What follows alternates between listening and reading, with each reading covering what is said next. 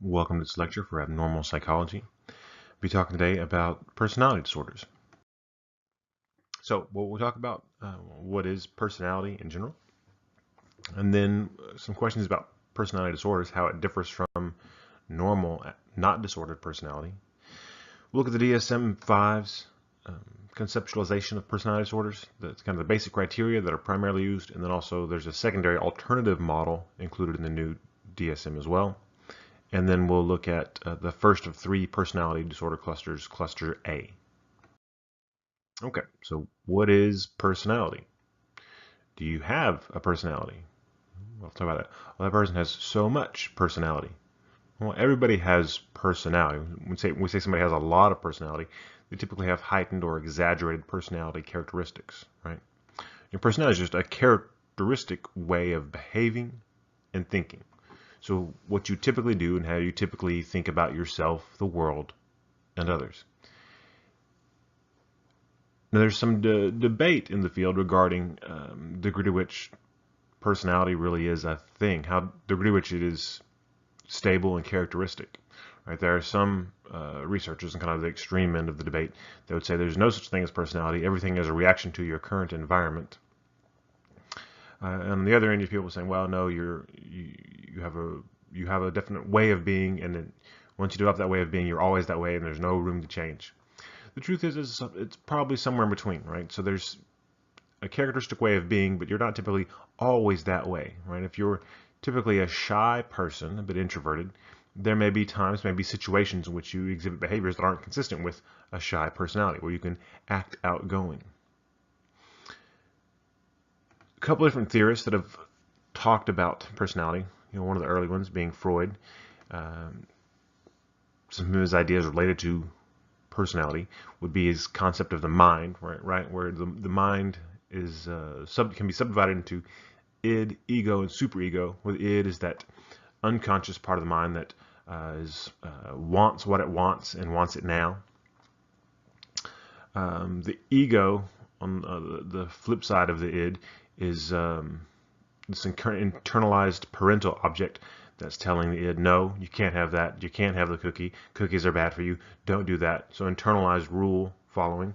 So it's saying, I want, superego, part of the mind saying, no, you can't have it, and the ego being in between, that has to moderate between the wants of the id, the restrictions of the superego, and the realities and the limitations of reality. And that your personality, your character's way of being, is shaped by these unconscious struggles between these parts of your mind, how well developed your id is, how strong your ego is, how well developed your superego is, that those things will determine what your personality is like, largely looking at how neurotic you are. Freud also talked about obviously the psychosexual stages of development, which involve the focus of libidinal energy or libido, right? So going with the idea being that personality, your character's way of being, is developed in childhood based on how you progress through these stages of change, and where you get kind of hung up, where you get fixated, where your libidinal energy gets stuck, focused in one area, one way of dealing with the world. If you have an oral fixation due to difficulties with breastfeeding, okay, then that's going to develop into a certain personality type. Either somebody who's, if they're deprived of oral satisfaction, then they become biting and sarcastic, right? Or if they get too much satisfaction from feeding, then they become kind of consumers and also dependent type personalities. So kind of a little bit loosey-goosey stuff with Freud. Humanistic theories brought in a different way of looking at things, a little more positive, less negative. One of the big ideas in there was Maslow's hierarchy of needs, right? Which talks about your way of being is going to depend on where you're at and what needs you have being met at the moment, right? So this kind of, again, goes away from that characteristic way of being and more of, well, how you are is different depending on a situation. In this case, the situation being, if you're starving and you don't have any shelter, well, all your energy, all your attention, all your behavior is going to be focused on meeting that need. Whereas if that's met, you have some friends who care about you, okay, then now maybe you're going to be more worried about esteem, how you feel about yourself. And eventually at the top is self-actualization. But again, your characteristic way of being depending on what needs are being met for you at that point in your life. Right? So kind of a different way of looking at things.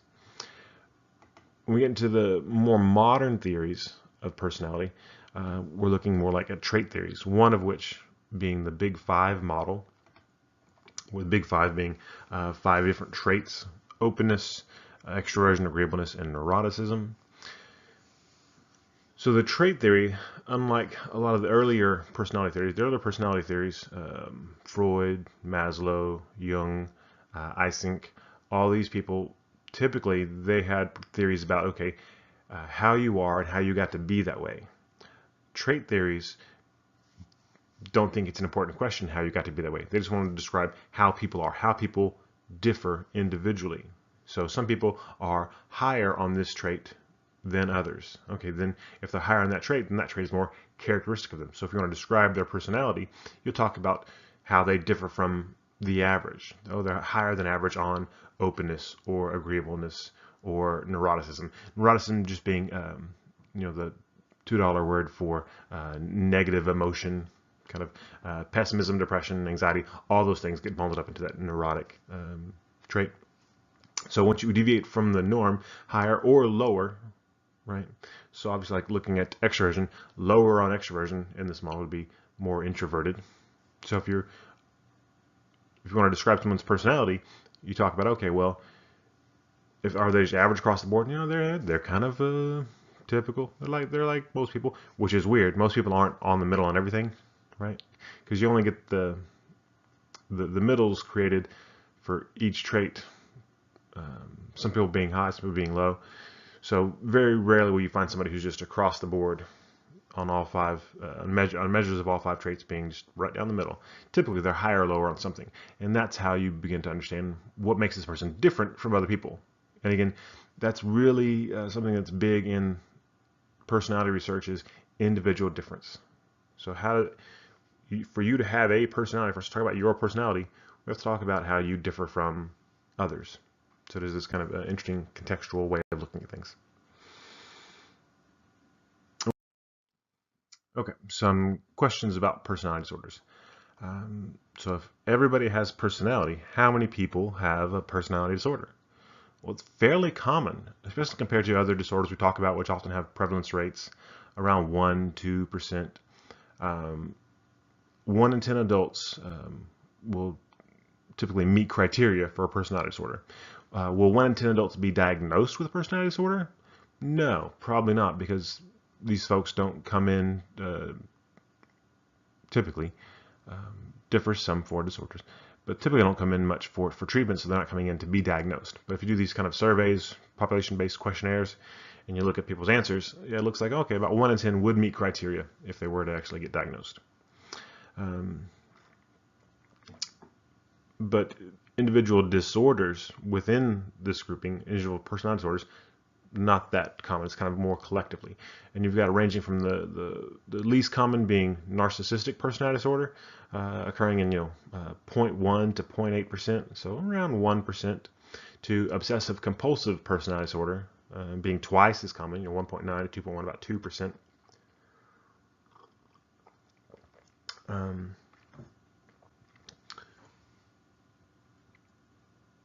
And then another question is, well, when we're looking at personality disorders, are these really different categories? When we talk about narcissistic personality disorder, we talk about antisocial personality disorder, are those 2 different things? And not just are they different from each other, but are they different from normal personality? So think about narcissistic personality disorder, which, as you all probably know the word, narcissism. So somebody who's kind of self-involved and enjoys attention. And to some degree, that's what the personality disorder is about. Right? So you probably know some people that are narcissistic. Do they necessarily have or meet criteria for narcissistic personality disorder? Maybe, maybe not. Probably not, statistically speaking, right? It only occurs in 0.1 to 0.8% of the population. So somebody that has the label with the disorder, are they just more narcissistic than somebody else who's more narcissistic than you? Or is it really this kind of different thing, right? So the question is it a different kind of behaving and thinking, a different kind of personality, or just a different degree? So are these personality disorders, are they really things, or are they just more extreme variants of traits and combination of traits? So if somebody's super high on neuroticism, super low on agreeableness, do now we look at them, okay, wow, they're so extreme, we think they're this thing, and they're in this different category. Most of the research seems to say that, yeah, they're dimensional. But they're looked at and thought of typically as categorical, particularly in the DSM and elsewhere. So how do you know, when we say the research says it's dimensional, what do we mean?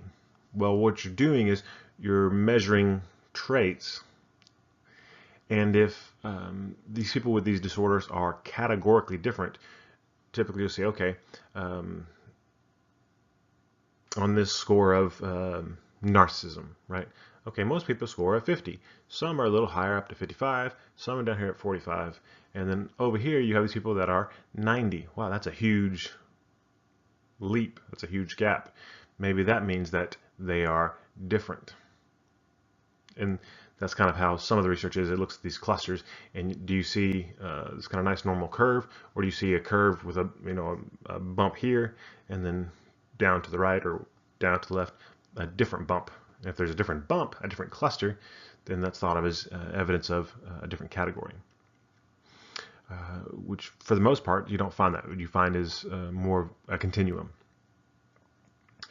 So if it is dimensional, what are the dimensions of personality?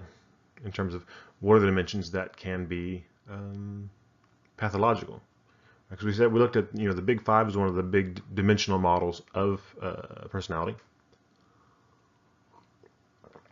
But if you've taken the personality theories class, you know that those traits don't map that well onto pathology. I mean, look at eventually we'll talk about antisocial personality disorder, which is this disregard of the rights of others and rules. Okay, yeah, somebody's going to be low on agreeableness for that, but the kind of callous, unemotional traits you see in that disorder, you can't really get that in the Big Five model. If we look at, today we'll look at Schizotypal personality disorder, where we have these odd, eccentric behaviors and beliefs. Okay, is that being kind of odd and weird and weird perceptual things? That's not really related to being open or conscientious or extroverted or agreeable or neurotic. So those traits don't really fit. Being high or low on those don't have much to do with that disorder. So the kind of trait models that we commonly use for normal personality aren't easily used to say, okay, well, here are the dimensions people are going to be higher or lower on for abnormal personality.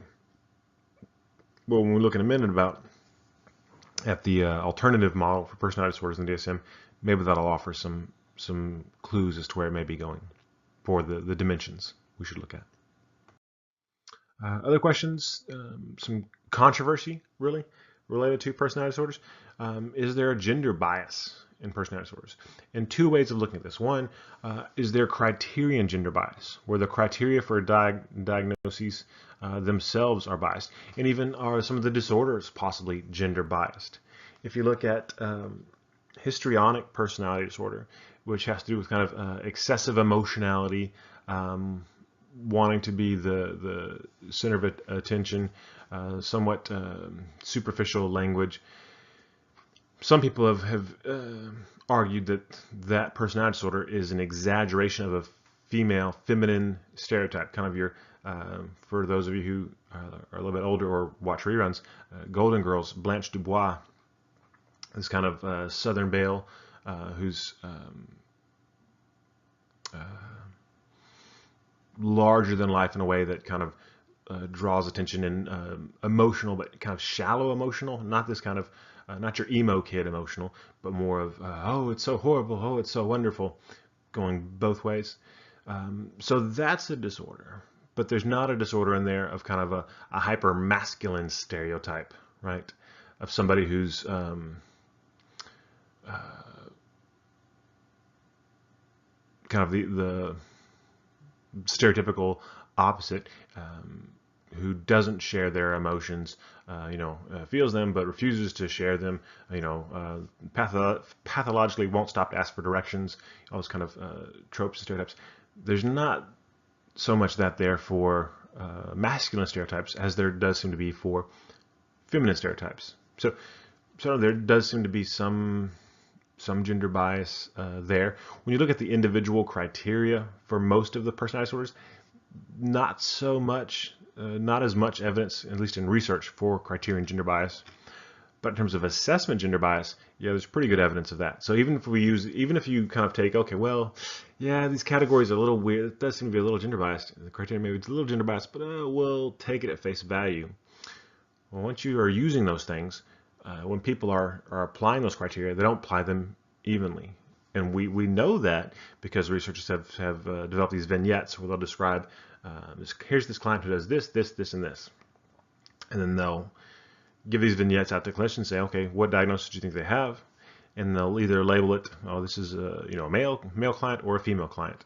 And for the same vignette, same description, same behaviors, when you change the gender of the identified patient, clinicians make very different decisions about personality disorders, and in kind of predictable ways. One being histrionic and antisocial personality disorder. If it's the client for a description of histrionic personality disorder, that's what you're describing. You're looking at criteria. Yeah, this is okay. Meets that. Meets that. Meets that. You're trying to make them guess that. If you label it female, they'll get it. You label it male, they won't put histrionic quite as much. They'll more often put antisocial because they think, oh well, men have that, women have that. So there definitely is some bias in application of criteria. Now, is that because of really gender bias in their minds, or is it because there is a gender difference that they see, and so they've gotten used to, okay, well, you don't see many men with this, therefore it's probably not that. It's an ongoing question. Another area of controversy is the fact of the matter is there's an incredibly high rate of comorbidity with personality disorders. And not just personality disorders with other disorders, non-personality disorders, but with other personality disorders. Once you're diagnosed with one personality disorder, you're highly likely to be diagnosed with another, particularly for some disorders more than others, like borderline personality disorders, one we'll talk about eventually. People diagnosed with borderline personality disorder quite frequently diagnosed with at least one more, usually two, maybe even three more personality disorders, and also has a high comorbidity with bulimia nervosa, which we just talked about. So if we're talking about, okay, you have this personality disorder, your personality is disordered this way, okay, well, how come you're getting more than one diagnosis? Is it that you really do have these different problems? Okay, I've got problems interacting with the world and thinking about things in this way, which is described by this disorder, and I also have problems thinking about myself, about the world, and behaving in this other way, which is a whole nother problem. Or is it all, I'm having a problem with the way I think about the world and think about myself, and that's one problem, but it looks like more than one problem because you've got poorly constructed diagnostic criteria. And it's probably a bit of both. Because there's some individuals that, whatever their difficulty is, that may affect one area of behaving. There's somebody else who has a similar difficulty. They've got some overlap. Okay, we both have problems with these behaviors, and so it looks like they both have this disorder, but then they're going to differ in terms of some other areas of thinking and behaving. And so one will have another disorder, and then the other one won't, or have a different one. So some of it is there are these differences. Some of it is the diagnostic criteria are a little wonky, and you'll see the same symptom sign being present in more than one disorder, which is problematic. If these are different things, how come the same thing can happen, all these different things? Which again goes back to, okay, well, maybe it's because we're forcing something that's dimensional into a categorical model. And that's, again, why you're having comorbidity with all these personality disorders. Because, well, this is just somebody who has, oh, they're high on this trait, and this trait, and this one, rather than having this disorder and this disorder, where we reify these things as if they were tangible things, or even like their biological illness processes, like cancer, the flu. They're not. They're different. There's biological components, no doubt, but it's not the same. Okay, so let's get to the basic DSM-5 criteria for personality disorders. It's an enduring pattern of inner experience and behavior that deviates markedly from cultural expectations and manifested in at least two ways. So let's unpack that for a sec. An enduring pattern. Okay, so this way that you're thinking and behaving is not just for a bit, right? You know, in college, maybe you said, oh, I think I'm gonna have a mohawk for a while. You know what? I'm gonna play guitar. I'm gonna sail. I'm gonna whatever. You go through phases of interest in doing things, and you may even it may be drastic, where you kind of adopt a different identity for a while. That's fairly common developmentally. Adolescence, young adulthood, to experiment with different identities and drastically change your way of being. And that's just kind of developmentally appropriate, typical. For a personality disorder, it has to be kind of longer than that, right? It's enduring. And typically, it's a pattern of experience that is long-standing and has to kind of go back to adolescence, adulthood, to where the person is now. So it's enduring. It's not just a phase, and it's an enduring pattern of inner experience being thoughts and feelings, right? The things that nobody else can see, but then also behavior, things that are observable. Now, this other part is interesting because it's that deviate markedly from cultural expectations. That's important because if you're interacting with someone and their personality is very different than yours, and you're a clinician, there's sometimes a temptation to pathologize that. Well, they're very comfortable talking like this, acting like this, and I'm not comfortable with that. I think that's an indication of this personality disorder. Maybe. To what degree is that way of thinking and behaving culturally appropriate for their culture of origin, not your culture of origin, right?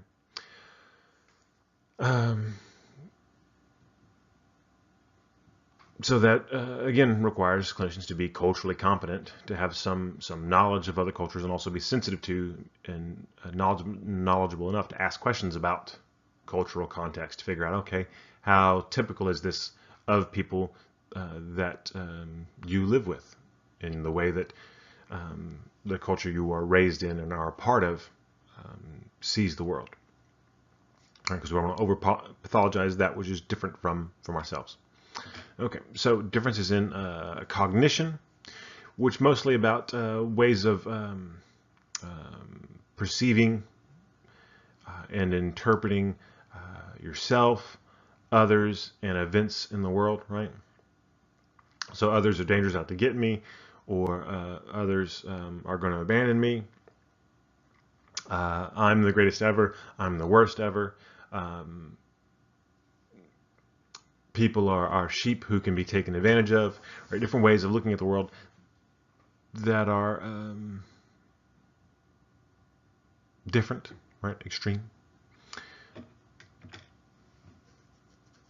Or manifest in terms of differences in affectivity, right? Emotionality, in terms of range of emotional experience, intensity, right? So really high, super intense emotion, and lability, swings in emotion, or no emotions, kind of dearth of emotional, inner emotional experience, or outward emotional expression. These are all things that, okay, that's a little weird. Again, and this is where it gets swishy, because we're talking about deviating from normal, with the caveat in the back of your mind, culturally appropriate normal. So for this cultural context, how different is this person's emotional experience in terms of intensity, lability, range, appropriateness, that type of stuff.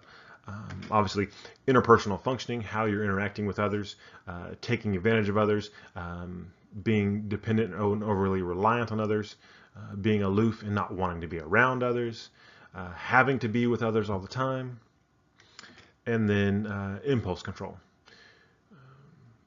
Which again, this is one that's interesting, that you don't pathologize having too much impulse control. People who are too careful, unless you go to look at paranoia as being that, I guess. But generally it has to do with an absence or a deficit in ability to control impulses. Okay, so this pattern of inner experience that's being shown up in two different ways, at least different ways, is pervasive across a broad range of personal and social situations. So again, it's not just you're this way sometimes with some people. Like, oh yeah, this guy, whenever he's around people of the other gender, he's a real jerk, and he's kind of boastful and obnoxious. Okay, well, that's somebody that's got some poor coping skills, not necessarily personality disorder, if they're not that way all the time. They're that way whenever they're attempting to draw attention of potential romantic partners. Okay, well, they're just bad at it. It's not a personality disorder.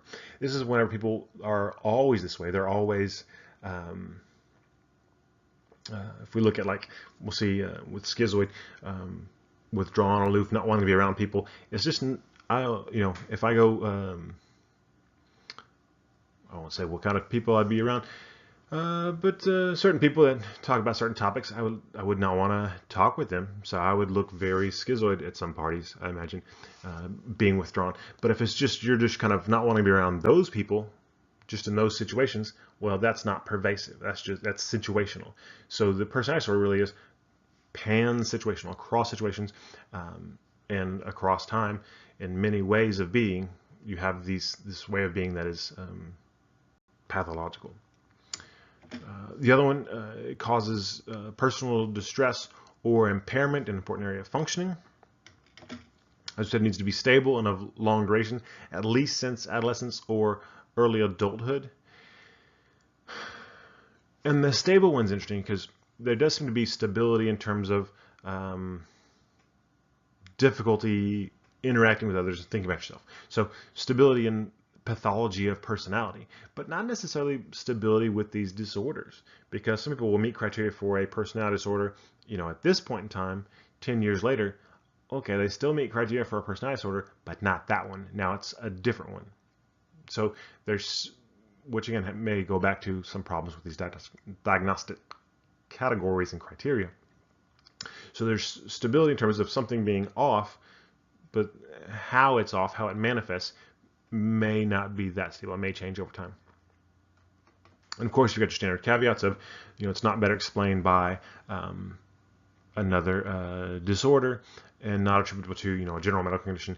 If you have a head trauma, or sometimes one thing, thinking about working with older adults, when you have certain neurocognitive disease processes, dementia, whenever you have some frontal lobe damage, either from a disease process, stroke, brain trauma, that can cause shifts in personality. Everybody remembers the story of Phineas Gage, right? Took that railroad iron through his orbital socket and knocked out part of his frontal lobe, and his personality changed. Yeah, because the thing that regulates, the part of your brain that regulates personality, seems to largely, not completely, but largely be in the frontal lobe. So in that area of the brain is affected, you can see some pretty significant shifts in personality. And that's not personality disorder. It may be, personality disorder due to general medical condition, due to brain trauma. But those are different things than what we are mostly talking about here, or things that somebody's had since they were young. Okay, so what's the alternative model? So that's how it's mostly done now. But this kind of ongoing controversy about personality disorders and how maybe we're looking at them wrong. Maybe we should look at a new way of looking at them. So in the DSM-5, they put in two ways of looking at things. The one that's in kind of the main part of the book, and then, okay, turn a few pages back and you look at this alternative model, which people can start using for research, and let's figure out if it's any better. So for the alternative model, you're looking at there has to be moderate or greater impairment in self and interpersonal functioning, which self and interpersonal functioning being the $2 word for personality. And when it comes to self, impairments in self, it has to do with two things: identity and self-direction. Identity being about how the degree to which someone has clear boundaries, stable self-esteem, and their ability to regulate their emotions. So I know where I end and you begin, and that's clear. There's a boundary here. I know who I am and how I feel about myself, and that's fairly stable. It doesn't react to what's happening in the world around me all the time, and I have some sense of control over my inner emotional experience. Right, that's the identity piece.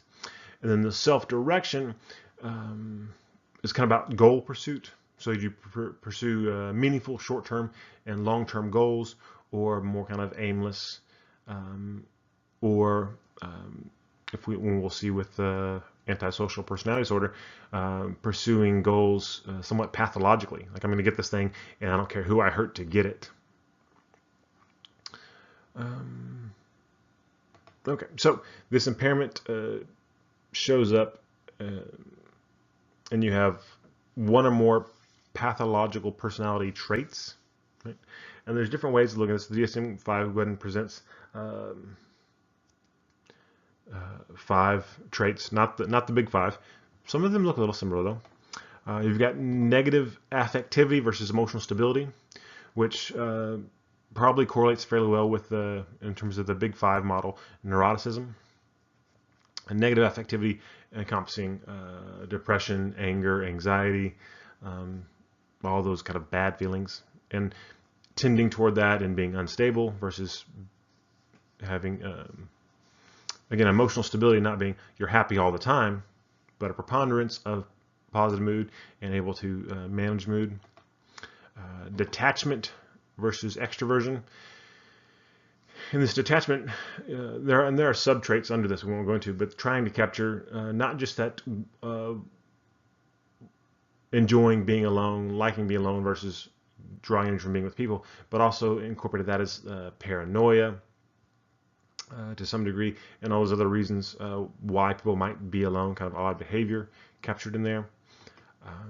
Antagonism versus agreeableness, so aggression, being exploitive of others, versus, again, and these aren't like, oh, the bad things on the left, the good things on the right. Being overly agreeable tends to be associated pathologically with being gullible and dependent on others, not able to discern risk appropriately. Disinhibition versus conscientiousness. So again, disinhibition meaning the impulse control, conscientiousness more of rule following. If you get too far on the conscientiousness, you start looking like that obsessive compulsive personality disorder where things have to be a certain way, kind of rigid. And then psychoticism versus lucidity, odd perceptual experiences versus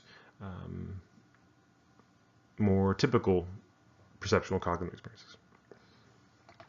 So the personality impairments that the person is experiencing are inflexible and pervasive. So again, that inflexible means that they can't not be that way. Right? So sometimes, okay, yeah, I'm really shy, but okay, if I psych myself up, I'm going to go in and for 20 minutes, I'm going to be on, and it's going to be really draining, but I'm going to pretend to be an extrovert. Right? Okay, well, if you can do that, then it wouldn't be a personality disorder. It's not inflexible. You can change how you are to meet the demands of the situation. For it to be a disorder, the idea is that to some degree, to meet the demands of the situation, you can't change, and that's part of what leads to the distress and impairment. Is there are often situational demands where you've got to be a different way. Somebody who's very extroverted, they may go in a situation that, okay, we need to be quiet right now. And if you're really loud and trying to sell people things, it's not going to go well. You got to button it up. So can they do that? So can you change how you are? If not, okay, then that's more in line with personality disorder. And again, that pervasive, as we talked about before, so it's across situations and across time. They're always this way. It's not just a reaction to a situation or a trigger. And then within this alternative model, the category or diagnosis you get, it depends on the type of impairment that you're exhibiting, in terms of, okay, what type of identity thing is going on, what type of interpersonal things are going on, and then which traits are most prominent. So one of the reasons a lot of people think this model is in the DSM is that they're kind of setting the groundwork, for a future dimensional model where you'll have these dimensions of personality traits and then also the dimensions of impairment and self-interpersonal functioning. So the degree to which the impairment is in identity versus self-direction, the degree to which the impairment has to do with interpersonal functioning, and that you won't just use these to get to disorders. Okay, if you're high on this, low on this, high on this, that means you're in this box. The idea being that at some point they move away from that box way of thinking and just say, okay, they're high on this, low on this, which might be more accurate. It will certainly be more cumbersome, right? Even if you just have, even if you just look at the personality traits they have, just these 5 traits. If we have to talk about how somebody is high or low in each of those 5 things, okay, that's 5 different pieces of information I need to then put into my brain and think, okay, high, low, high, low, low versus high, high, high, low, low versus, there's all these things versus just saying, oh, they're schizoid, oh, they're schizotypal versus one thing I have to know. So it's a more complicated way of having to think about clients. But the reality seems to be that clinical presentations are complicated. They are messy. They aren't, you're in this box. Because even with the boxes we've looked at before, right, the diagnostic categories, over and over I've said, there's significant heterogeneity within diagnostic category, right? So people that share this label can be very different than each other. And the diagnostic criteria are built in such a way that that's possible, that you don't have to have A, B, and C, and D. You have to have, okay, 2 of these 4 things. Well, you can have any 2? Yeah, any 2. Okay, so someone with the same label can have completely different symptoms than somebody else. Well, yeah. So the future may be more complicated, but it also may be more accurate.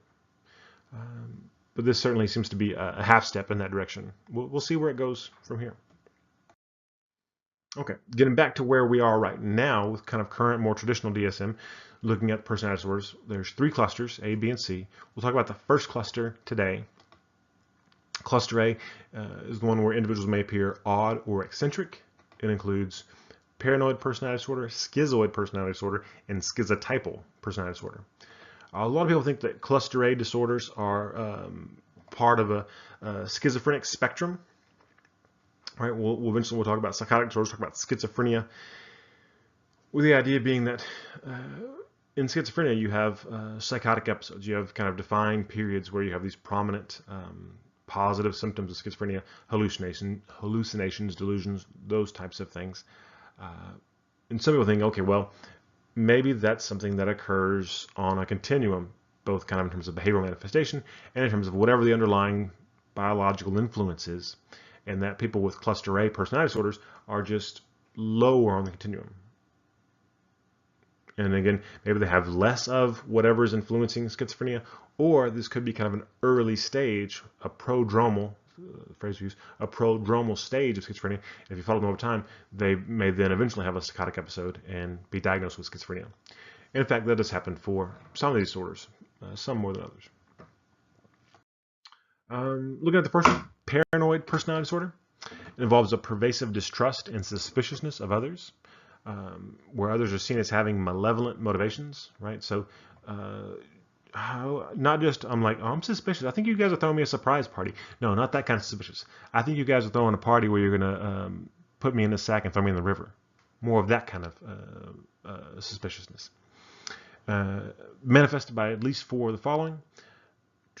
Suspects, without a sufficient basis, others are harming them, disparaging them, trying to hurt them.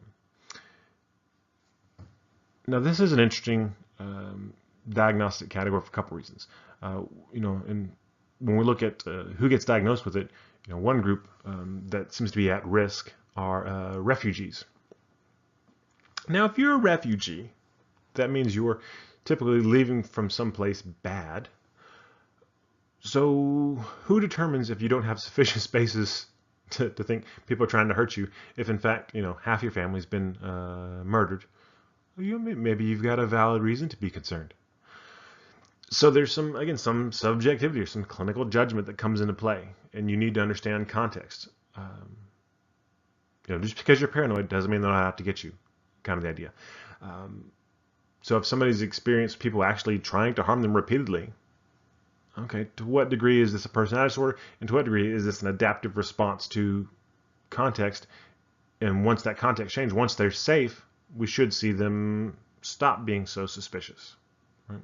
Which again goes to the kind of primary criteria of personality disorders has to be stable. Which means that somebody might get diagnosed with this, at point A, and then over time, okay, well, they stopped being that way. Okay, diagnosis went away. It's not that you necessarily got cured. It's, we were wrong. We thought you had this. Turns out you're not acting that way. Therefore, it's not a stable phenomenon, and you never had it. It was a misunderstanding. Our bad. The person may be preoccupied with unjustified doubts about loyalty of others. Again, unjustified. If you've been betrayed by your friends, should you trust them? Being reluctant to confide in others for fear that information will be used against them. They read hidden meanings into benign remarks or events. And usually the hidden meanings are threatening or disparaging. Okay, yeah, whenever they waved at me, that means, 5 minutes till I kill you. I don't think that's what I meant. But kind of things that are benign, innocuous. Somebody else who saw the same thing would go, I didn't see that, but they see kind of threat there. They tend to bear grudges, which is interesting. You think, well, they bear grudges, why? Yeah, because if you hold a grudge, okay, so this person has wronged me, and I'm going to hold on to that. As long as I'm holding on to the grudge, I'm going to continue to be hypervigilant of you doing that to me again. Because again, at the core, it's suspicious that you're out to hurt me, do something against me. Perceives attacks on their character reputation, not apparent to others, which is some overlap here, obviously, with that reads hidden meanings into benign remarks. I can't believe they said that. Did you hear what they said about me? When they said it was great to meet you? Yeah, but did you hear how they said great? Oh, okay.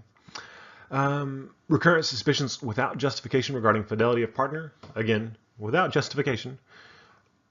Which this is one that's interesting because if someone is fairly suspicious, let's say you have someone who's super suspicious and they're checking their partner's phone, hacking into their email, and at some point that partner's like, well, fine, I'm not cheating, but I guess I will if you think I am. And then the partner cheats. Okay. Now, does the person have justification for their suspicions? I mean, they didn't then, but now they do. But it's to some degree, it's a self-fulfilling prophecy, which often you see happen in couples. If somebody is very suspicious, sometimes that's because the partner is being unfaithful. But if they're not, eventually they will be. So again, a little bit messy with diagnosis.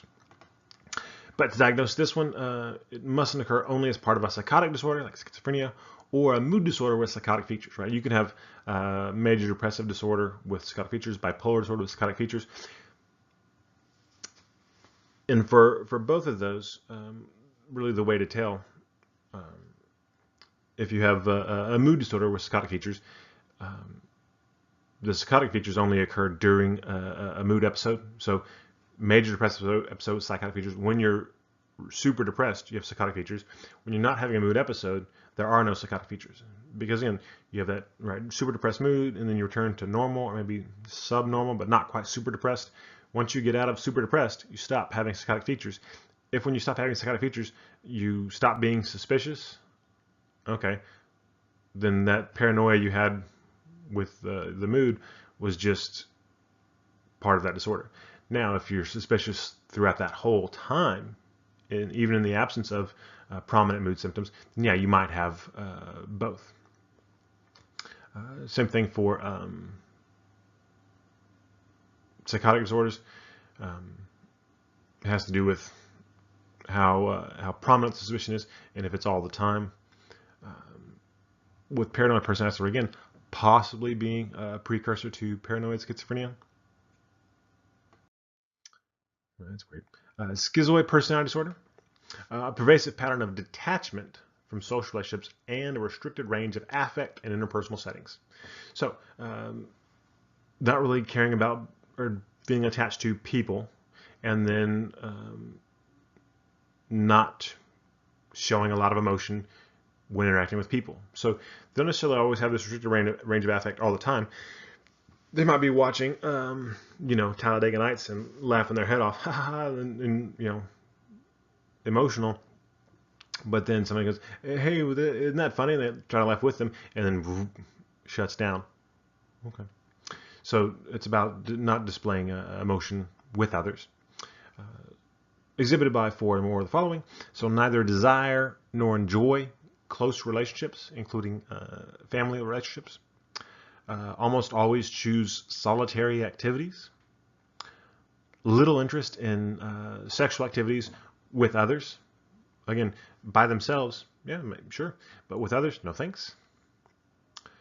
Takes pleasure in few activities. Lacks close friends or confidants. Appears indifferent to praise or criticism from others.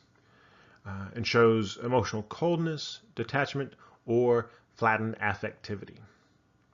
And again, this one doesn't occur only as part of a psychotic disorder, mood disorder, psychotic features, or autism spectrum disorder. So with this one, for paranoid, you have those first two, right? So it's not psychosis, it's not mood with psychotic stuff, it's also not autism.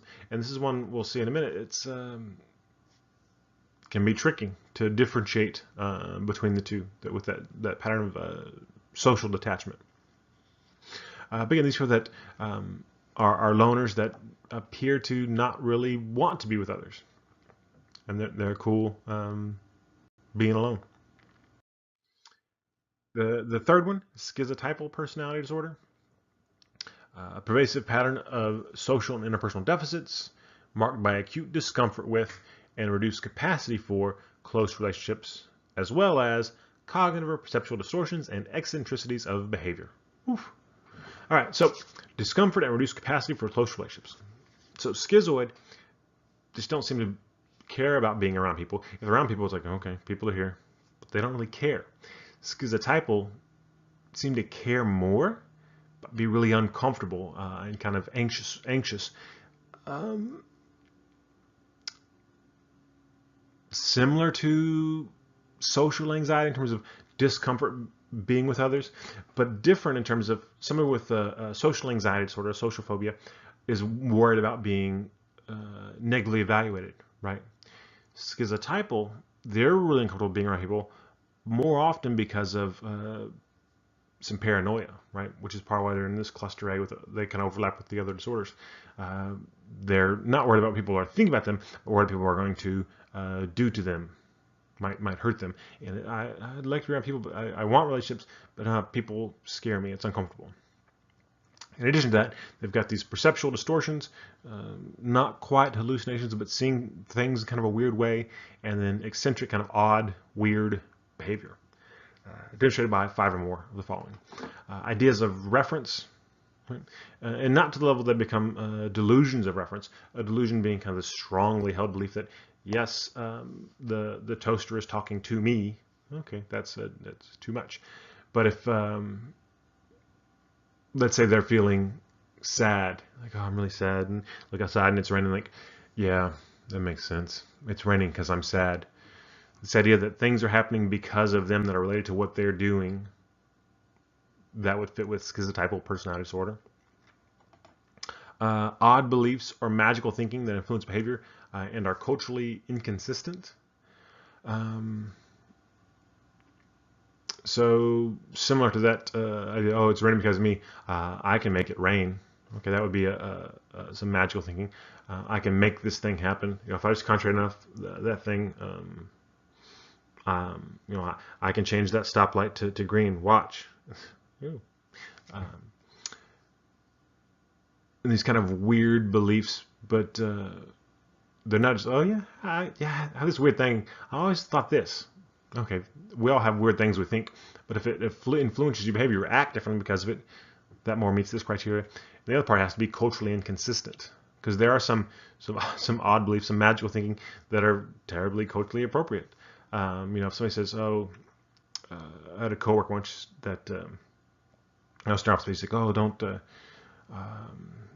stare at my watch." What? Yeah, it's a mal de ojo. You're gonna now something bad's gonna happen to my watch. Here, I'll just give it to you. Well, no, you don't do that.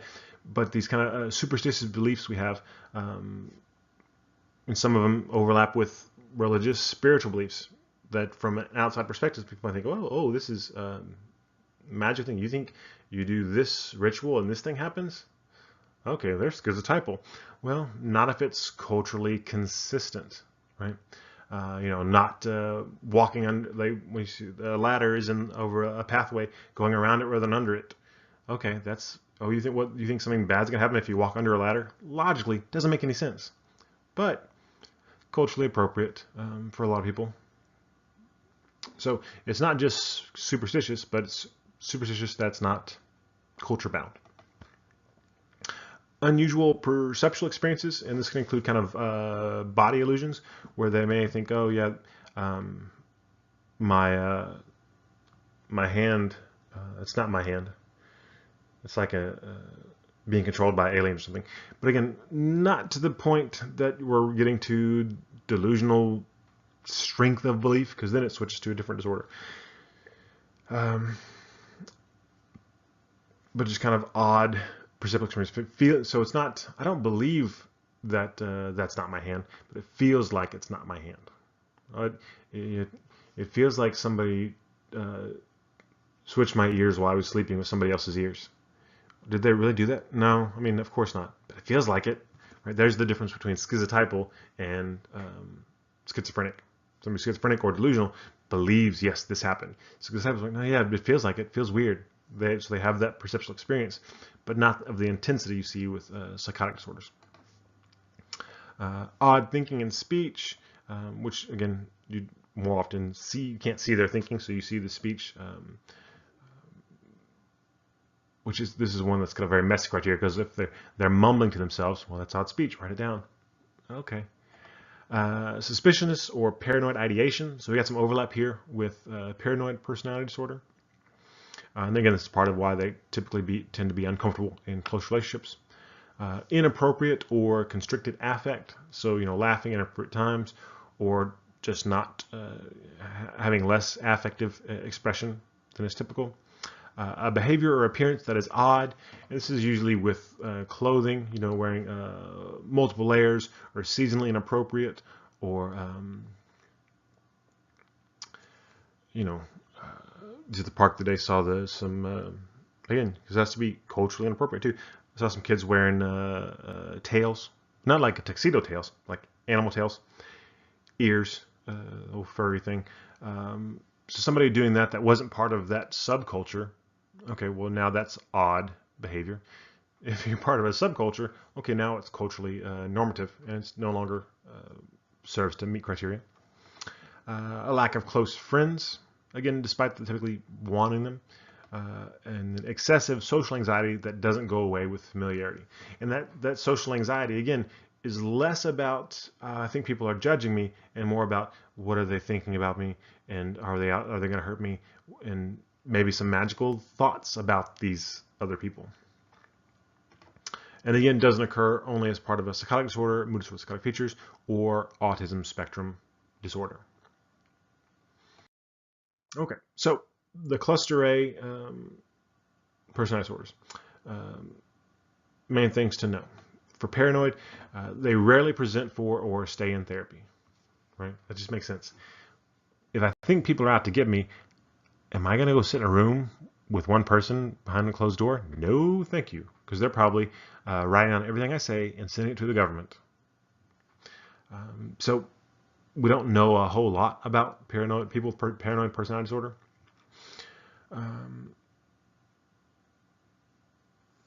Yeah, so it's still a bit of a mystery. Schizoid personality disorder. This is one that there's just kind of caveat here, because the whole thing is, they don't want to be around people. And not that they are uncomfortable with people, they don't like people, they just don't care about people, right? Almost like seeing people as objects. Like, I don't have to be around books. I could read a book, but I don't really care. Not going to bother me if I don't read a book for a while. That seems to be how some people with schizoid personality disorder are. But some people who have been diagnosed with it, again, maybe it's that they don't really have it and they have something else, but some people who have been diagnosed with schizoid personality disorder, if they get into therapy, typically brought by a family member, once they get past the first couple of sessions, sometimes it's revealed that they really do want relationships at kind of this deep level. And there is this longing for social attachment. And again, the question is, okay, well, does that mean that more of these people diagnosed with this schizoid personality disorder really do want relationships? It's so uncomfortable that they're projecting outward, no, I don't want, because they do want, right? Kind of a Freudian idea here that you're projecting the opposite. Or those people that do admit it, they don't really have it and they have something else.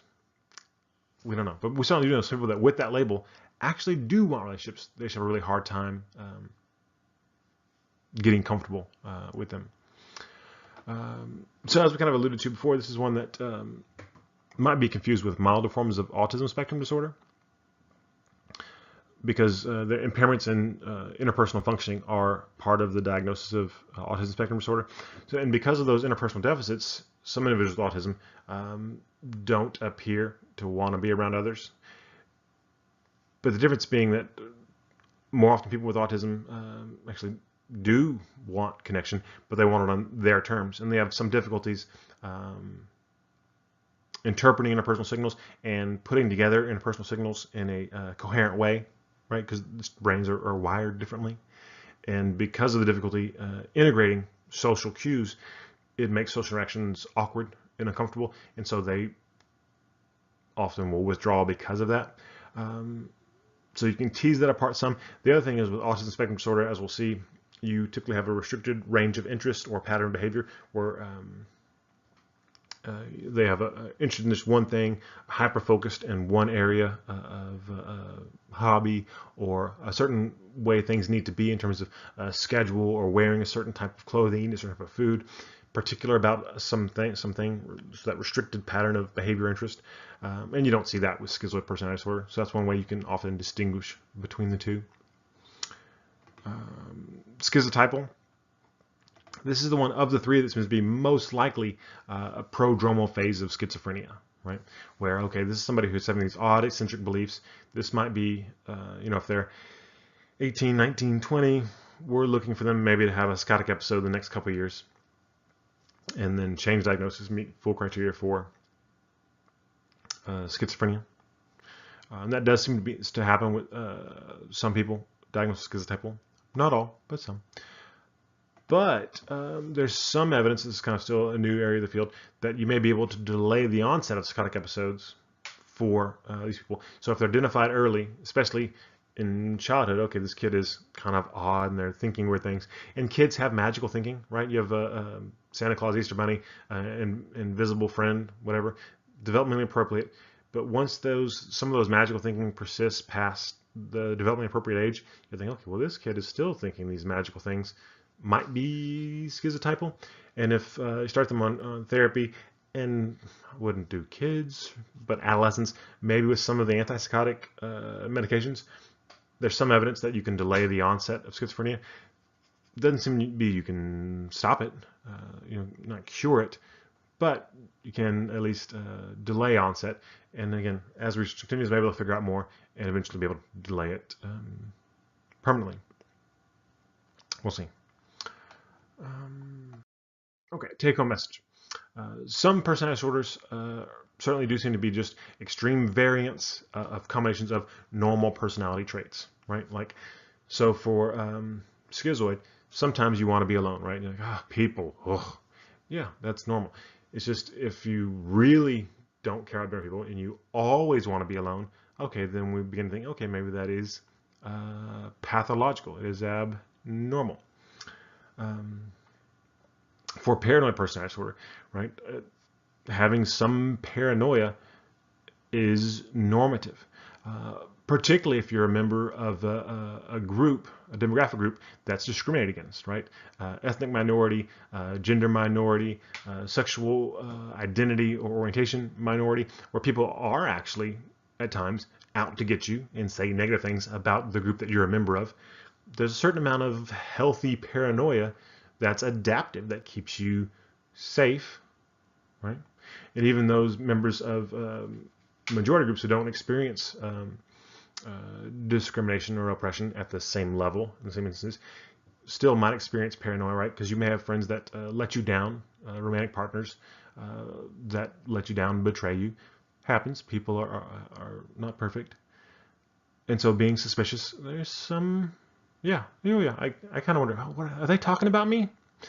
But again, this is where not just an occasional thought, or in some situations, or yeah, these things happen and now I'm cautious with these type of people or in these situations. It's all people, all situations, all the time, and it's been this way for a long time. So it's characterologically suspicious, right? And then for schizotypal, this is one that it's easier to see this as being categorical than on a continuum. And again, there's some degree of magical thinking. Some people enjoy, are more prone to fantasy thinking than others. Some people are going to enjoy, your Harry Potter books more than others. And oh yeah, I wonder what it'd be like if I could, light a candle with some words. And think, I think I'll try. Okay, yeah, sure. There's some of that, but this schizotypal does seem to be a little more qualitatively different than just somewhere else on the spectrum. But certainly for the other two, you can kind of see, okay, these seem to be more extreme variations. Now, going back to that conversation to a minute, if we're looking at these things as a continuum, like paranoia. So if there's a gap in this continuum, so we look at paranoia and scale of 1 to 100, and okay, the average is here at 30. There's a normal curve with some people being above 30 up at like 60, some people being down at 0. But then you have it tapers off, and there's really nobody at 60, 70, 80, and then okay, here's this another curve, this another bump at 90. If there's this gap in between these two distributions, does that mean we're looking at categories? Maybe. Or maybe there's some other explanation, just mathematical explanation for why you see the distribution scores clump like that. Whereas maybe there is a continuum, but once you get to 60, 70, the way the tools are made to assess things, if you're really a 70, your true score is a 70, you're going to measure as a 90, right? Sometimes we talk about being measurement error. You have your true score and your measured score, and there's some discrepancy between those. So it could be, even if we do see these gaps in a continuum, maybe there aren't groups. Maybe that has to do with measurement error.